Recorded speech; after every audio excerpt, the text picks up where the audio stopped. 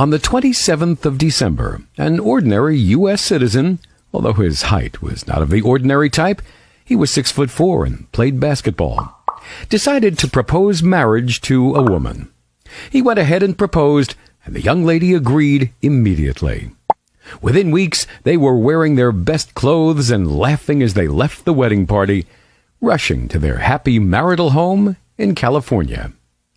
After precisely 45 days, each of them had received a bullet in the back of their heads as they prepared breakfast in their kitchen. People know that love motivates individuals, and politicians know that hate mobilizes crowds. There's always a need for an enemy to stir up the hearts of the people with hatred. Doesn't matter if this enemy is real or imaginary.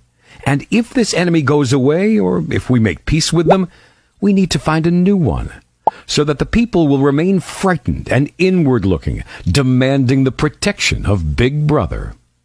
This is why after the Red Army with the hammer and sickle collapsed, there appeared the green enemy with the crescent, Islam. Islamophobia is blinding. It blinds humanity to the genocide of entire peoples in Syria, Iraq, Afghanistan, and Myanmar. Because those who we're annihilating are people with harsh and violent natures who deserve to die. Islamophobia blinds people to the fact that 113 of the 114 surahs of the Quran start with the name of God, the compassionate, the ever-merciful.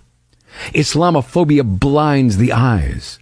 You can see one or two crimes committed by Muslims, and you don't see FBI statistics which say that in 1 year, hate crimes against Muslims increased by 67%.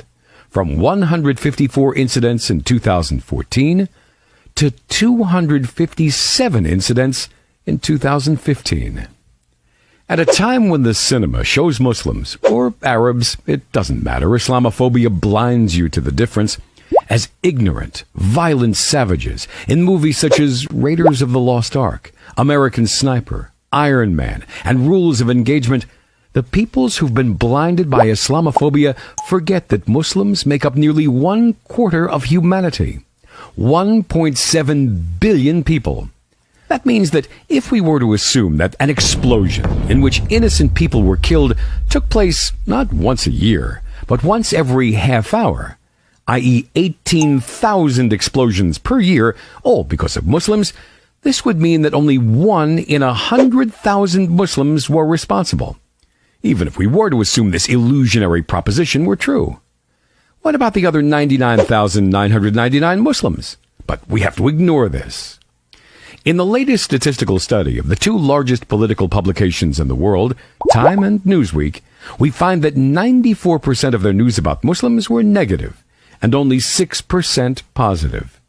As for anti-Islamic organizations, they spent $46 million between 2001 and 2009 to distort the image of Muslims.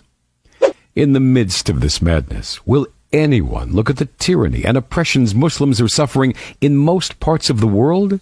The shedding of their blood and the violations of their homes and sanctity? I don't think so.